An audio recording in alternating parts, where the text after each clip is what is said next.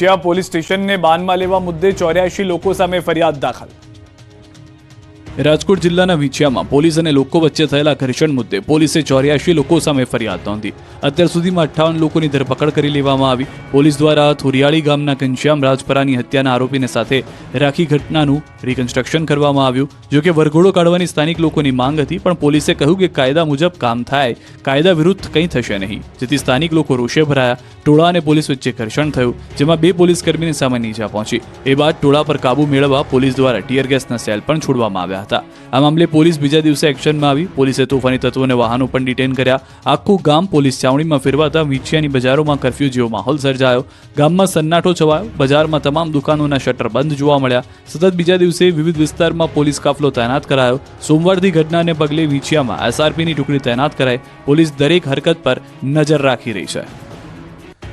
HMP વાયરસને લઈને રાજ્યભરની હોસ્પિટલો સજ્જ, વિશેષ વોર્ડ ઉભા કરાયા। ગુજરાતમાં એચએમપી વાયરસની એન્ટ્રી થતા આરોગ્ય વિભાગ સતર્ક થઈ ગયું છે। રાજ્યભરની હોસ્પિટલો સજ્જ થઈ ગઈ છે। ત્યારે અમદાવાદ સિવિલમાં આઇસોલેશન બેડ તૈયાર કરાયા। 15 આઇસોલેશન બેડની વ્યવસ્થા કરાઈ। ભાવનગરનું આરોગ્ય તંત્ર એલર્ટ થયું છે। નવા વાયરસની દહેશતને લઈ સરટી હોસ્પિટલમાં સતર્કતા વધારાઈ છે। હોસ્પિટલમાં ચિલ્ડ્રન વોર્ડની બાજુમાં 40 બેડ સાથે એનઆરસી વોર્ડ તૈયાર કરવામાં આવ્યો છે, જેમાં 12 વેન્ટિલેટર, ઓક્સિજન સહિતની વ્યવસ્થાઓ કરાઈ છે। રાજકોટનું તંત્ર પણ સજ્જ થઈ ગયું છે। રાજકોટ સિવિલ હોસ્પિટલમાં ખાસ 10 બેડનો વોર્ડ ઊભો કરાયો છે। ઓક્સિજન અને વેન્ટિલેટર સહિતની પૂરતી વ્યવસ્થા કરવામાં આવી છે, તેમજ દવાઓ અને ઇન્જેક્શનનો પૂરતો જથ્થો ઉપલબ્ધ કરાવવામાં આવ્યો છે। તો ગાંધીનગર આરોગ્ય વિભાગ એક્શન મોડમાં છે। ગાંધીનગર સિવિલ હોસ્પિટલમાં આઇસોલેશન વોર્ડ તૈયાર કરાયા। વોર્ડમાં 25 બેડ સહિતની સુવિધા ઊભી કરાઈ। સાથે જ ગાંધીનગરમાં મુખ્ય સચિવની અધ્યક્ષતામાં મહત્વની બેઠક મળી, જેમાં નાના બાળકોની માહિતી અને તૈયારી પણ સમીક્ષા થઈ। આ તરફ જામનગરમાં આરોગ્ય વિભાગ સતર્ક છે। ગુરુ ગોવિંદસિંહજી હોસ્પિટલમાં યોજાઈ ખાસ બેઠક। કોરોના બાદ વધુ એક વાયરસને લઈને ખાસ અલાયદો વોર્ડ તૈયાર કરાયો। આઇસોલેશન વોર્ડમાં 25 થી 30 બેડની વ્યવસ્થા કરાઈ। ઓક્સિજન, વેન્ટિલેટર સહિતની તમામ વ્યવસ્થા સાથે તબીબી સ્ટાફ સજ્જ છે। જૂનાગઢ ભૂતનાથ મંદિર વિવાદમાં શિવગીરીના મહેશગીરી પર મોટા આક્ષેપ। જૂનાગઢ ભૂતનાથ મંદિરના ગાદીના વિવાદ મામલે ભૂતનાથ મંદિરના મહંત શિવગીરીએ કર્યો મહત્વનો ખુલાસો। ભૂતનાથ મંદિરની જગ્યા બાબતે જૂનાગઢના પૂર્વ ડેપ્યુટી મેયર ગિરીશ કોટેચા અને સિનિયર વકીલ હેમાબેન શુક્લે મહેશગીરી પર ગંભીર આક્ષેપો કર્યા। બંધ કવરમાં રહેલા ડોક્યુમેન્ટ જાહેર કરાયા। શિવગીરીની ચાદર વિધિ કરવામાં આવી હતી। મહેશગીરીએ કબજો લઈ લીધાનો આક્ષેપ કરાયો। શિવગીરીએ કહ્યું કે જૂનાગઢ ભૂતનાથ મંદિર ખાતે વર્ષ 2023માં મારી ચાદર વિધિ કરવામાં આવી। આ ચાદર વિધિ બાદ વિધિવત રીતે હું ત્યાં રહેતો અને બાપુની સેવા પૂજા કરતો, પરંતુ મહેશગીરીએ 50 થી વધુ લોકો સાથે આવી ગેરકાયદેસર મંદિર અને ગાદી ઉપર કબજો જમાવી દીધો।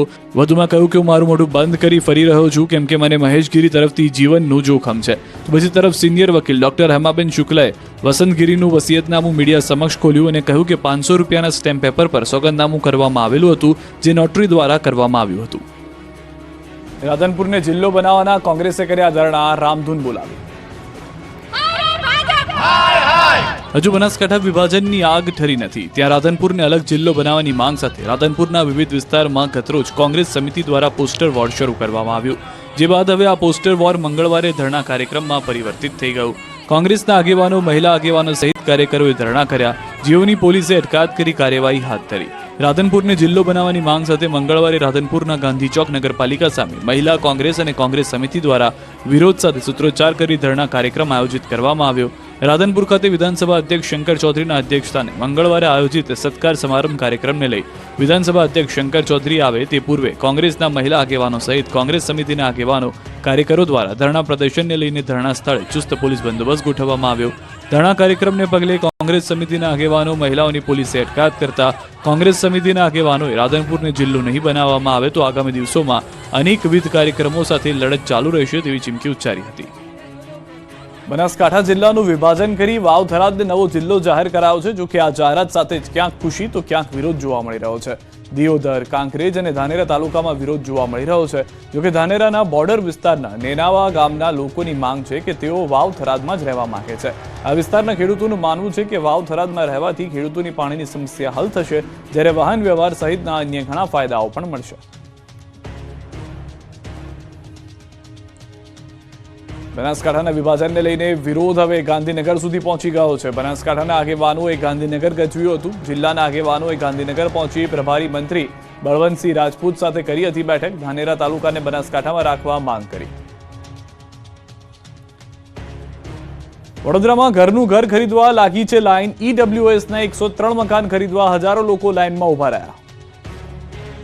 આ લાઈન કોઈ આધાર કાર્ડ સુધારવાની નથી. આ લાઈન કોઈ રેશન કાર્ડ અપડેટ કરવાની નથી. આ લાઈન બેંકમાં પૈસા બદલવાની પણ નથી. ઘરના ઘરનું સપનું જોનારા લોકો વડોદરાની અંદર હજારોની સંખ્યામાં આવી ગયા. માત્ર 103 ઈડબ્લ્યુએસ આવાસ યોજનાના મકાનના ફોર્મ માટે લોકોએ કડકડતી ઠંડીમાં લાઈન લગાવી. વડોદરામાં વુડાની હદમાં આવેલા ઈડબ્લ્યુએસના 103 મકાનો માટે વુડા દ્વારા સુભાનપુરા વિસ્તારમાં આવેલી એક ખાનગી બેંક સહિત વિવિધ બેંકો દ્વારા ફોર્મ વેચાણ કરવામાં આવી રહ્યા છે. વહેલી સવારથી ફોર્મ લેવા માટે લોકોની બેંકોની બહાર લાંબી લાઈનો લાગી. તંત્ર દ્વારા માત્ર 103 મકાનો માટે 1000થી વધુ ફોર્મ વેચાણ કરવામાં આવી રહ્યા છે. આ વાતની જાણ થતાં હજારો લોકો ઘરનું ઘર જોવા માટે અને ઘરનું ઘર મળી રહે તે સપના સાથે બેંક ખાતે પહોંચી ગયા. સવારે 5 વાગ્યાથી લોકો લાઈનમાં લાગી ગયા. સુભાનપુરામાં આવેલ કોટક મહિન્દ્રા બેંકની બહાર લાંબી લાઈન લાગી. 5.5 લાખ રૂપિયામાં વુડા દ્વારા 2 BHK ઘરની જાહેરાત છે. 20 જાન્યુઆરી સુધી ફોર્મ મળશે. બેંકમાં ફોર્મની અછતને કારણે લોકો રોજ ધક્કા ખાઈ રહ્યા છે. ઝડપથી ફોર્મ મળે એટલે લોકો કડકડતી ઠંડીની પણ ચિંતા કર્યા વગર બેંકની બહાર ધામા નાખે છે. કામ ધંધા મૂકી લોકો લાઈનમાં ઊભા રહે છે. લોકોનું કહેવું છે કે બેંક દ્વારા કોઈ સુવિધા નથી એટલે લોકો પરેશાન થયા છે. પણ વુડા વેબસાઇટ પર ઓનલાઈન ફોર્મ મૂકે તો લોકોને લાઈનમાંથી છુટકારો મળી શકે છે. દાહોદ મામલતદાર કચેરીમાં ટોકનના નામે લૂંટફાટ. દાહોદની મામલતદાર કચેરીમાં કોઈ કામ હોય તો ટોકન લીધા વગર થતું નથી. અધિકારીઓને મળવા માટે પણ ટોકન જરૂરી છે. ટોકન લેવા દરરોજ આ રીતે લોકોને લાઈનમાં ઊભા રહેવું પડે છે. લોકો વિવિધ કામ માટે અહીં લાઈન લગાવે છે. કલાકો સુધી લાઈનમાં ઊભા રહ્યા બાદ ટોકન મળે છે. આ ટોકનના નામે પણ લૂંટફાટ થતી હોવાનો આક્ષેપ છે. મામલતદાર કચેરીમાં એક ટોકનના 20 રૂપિયા લેવામાં આવે છે. દરરોજ હજારો લોકો દાહોદમાં લીમખેડા મામલતદાર કચેરી આવે છે. એ હિસાબે મળતિયાઓ દરરોજ હજારો રૂપિયાની લૂંટ ચલાવે છે, જેને લઈને લોકોમાં રોષ ફેલાયો છે. અરજદાર તો ત્યાં સુધી કહી રહ્યા છે કે એક દિવસે 20 રૂપિયાનું લીધેલું ટોકન માત્ર એક જ દિવસ ચાલે છે. બીજા દિવસે ફરી 20 રૂપિયાનું ટોકન લેવું પડે છે. આમ વારંવાર ટોકન માટે પણ 20 રૂપિયા ખર્ચ કરવો પડે છે. તો બીજી તરફ મામલતદાર કહી રહ્યા છે કે અધિકારીઓને મળવાના કોઈ ટોકન નથી, માત્ર એન્ટ્રી કરવાની હોય છે. ત્યારે અરજદારોની માંગને ધ્યાને લઈ ટોકન સિસ્ટમ બંધ કરી દેવામાં આવી છે. પરંતુ અહીં ગુડ ગવર્નન્સની વાતો પાયાવિહોણી સાબિત થઈ રહી છે. બિલીમોરામાં સુરક્ષા વગર જેસીબીના પાવડા પર ચડીને સ્ટ્રીટ લાઇટના તાર બાંધ્યા. નવસારીના બિલીમોરા નગરપાલિકાના અધિકારીઓની ગંભીર બેદરકારી જોવા મળી. જી હા, પાલિકાના અધિકારીઓએ પાલિકાના કર્મચારીનો જીવ જોખમાય તે રીતે કામ કરાવ્યું. કોઈપણ જાતના સેફટીના સાધનો વિના બ્રિજ પર જેસીબી મશીન પર ચડીને યુવકે જોખમી રીતે કામ કર્યું. રેલવે ઓવરબ્રિજ પર લોકોના પતંગની દોરીથી જીવ બચાવવા પાલિકા તંત્રે પુલ પરના સ્ટ્રીટ લાઇટ પર તાર બંધાવ્યા. પરંતુ તાર બાંધવા માટે કર્મચારીને લિફ્ટરની જગ્યાએ જેસીબી મશીન પર ચડાવ્યો. ત્યારે કોઈ દુર્ઘટના બને તો જવાબદારી કોની રહેશે તેવા સવાલો બિલીમોરા પાલિકા તંત્ર સામે ઉઠી રહ્યા છે. ખેડા જિલ્લા સહકારી સંઘની ચૂંટણીમાં ભાજપ પર ભારે પડ્યું અપક્ષ. ખેડા જિલ્લા સહકારી માળખામાં દબદબો ધરાવતી ખેડા જિલ્લા સહકારી સંઘની સંચાલક મંડળના સભ્યોની ચૂંટણી યોજાઈ હતી. ખેડા જિલ્લા સહકારી સંઘની ચૂંટણીમાં ભાજપ પર ભારે પડ્યું અપક્ષ. કુલ 13 બેઠક પૈકી 8 બેઠકો બિનહરીફ આવી હતી અને બાકીની 5 બેઠકો પર 12 ઉમેદવારો વચ્ચે ચૂંટણી યોજાઈ હતી. માતર, નડિયાદ, કઠલાલ, મહુધા અને કપડવંજ બેઠક પર ચૂંટણી યોજાઈ હતી, જેમાં 5માંથી 2 બેઠક પર ભાજપ ના ફાળે ગઈ, જ્યારે ભાજપ કરતાં વધુ એટલે કે 3 બેઠક પર અપક્ષની જીત થઈ. જોકે જિલ્લા સંઘમાં 13 બેઠકોમાંથી 10 બેઠકો પર ભાજપનો કબજો રહેતા ભાજપનો દબદબો રહ્યો, પરંતુ ચૂંટણીમાં અપક્ષે મેદાન માર્યું. નડિયાદ બેઠક પર અપક્ષ ઉમેદવાર કૌશિકભાઈ પરમારનો વિજય, મહુધા બેઠક પર ભાજપના ઉમેદવાર અર્જુનસિંહનો વિજય, માતરની રસાકસીવાળી બેઠક પર પૂર્વ ધારાસભ્ય જીત, માતર બેઠક પર કેસરીસિંહ સોલંકીની જીત, કપડવંજ બેઠક પર અપક્ષ બાબુભાઈ પરમારનો વિજય, કરલાલ બેઠક ઉપર 3 ઉમેદવારમાંથી 2 ઉમેદવારને 15-15 મત મળ્યા અને 1 ઉમેદવારને 3 મત મળતા ટાઈ પડી ગઈ. 3 ઉમેદવારોમાંથી 2 ઉમેદવારોને સરખા મત મળતા ભાજપના ગોપાલ સોલંકીનો વિજય થયો. બીજી તરફ ખેડા જિલ્લા સહકારી સંઘની ચૂંટણીમાં પરિણામો જાહેર થતાં જ આક્ષેપ પ્રત્યે આક્ષેપ થઈ રહ્યા છે. ભાજપના પૂર્વ ધારાસભ્ય કેસરીસિંહ સોલંકી સામે માતર વિધાનસભા વિસ્તાર સંગઠનને નારાજગી વ્યક્ત કરી. પૂર્વ એમએલએ 2 વખત પાર્ટી વિરુદ્ધ જઈ હારનો સામનો કરાવવાનો વારો આવ્યો અને આક્ષેપ કર્યો. કેસરીસિંહ પાર્ટીના મેન્ડેટની વિરુદ્ધ ઉમેદવારી કરી. આ મામલે માતરના ધારાસભ્ય સહિત 200 કાર્યકર્તાઓએ કમલમ પહોંચી રજૂઆત કરી. સાથે જ પાર્ટીમાંથી તત્કાલ હકાલપટ્ટી કરવાની માંગ કરી. પાર્ટી કોઈ પગલાં નહીં લે તો રાજીનામાની પણ ચીમકી ઉચ્ચારી. કૃષિમંત્રીએ જામનગરના અધિકારીઓનો લીધો ક્લાસ. રાજ્યના કૃષિ મંત્રીએ જામનગરના અધિકારીઓનો ક્લાસ લીધો. ખેડૂતોને લગતી સમસ્યા અને ખેડૂતોના પ્રશ્નો તુરંત હલ કરવા માટે સૂચનાઓ આપી. રાજ્યના કૃષિ મંત્રી રાઘવજી પટેલે જામનગર કલેક્ટર કચેરી ખાતે વિવિધ વિભાગના અધિકારીઓ સાથે સમીક્ષા બેઠક યોજી હતી. કૃષિ મંત્રીએ લોકોની પ્રાથમિકની જરૂરિયાતો કામો પૂરી કરવા માટે અધિકારીઓનું ધ્યાન દોર્યું.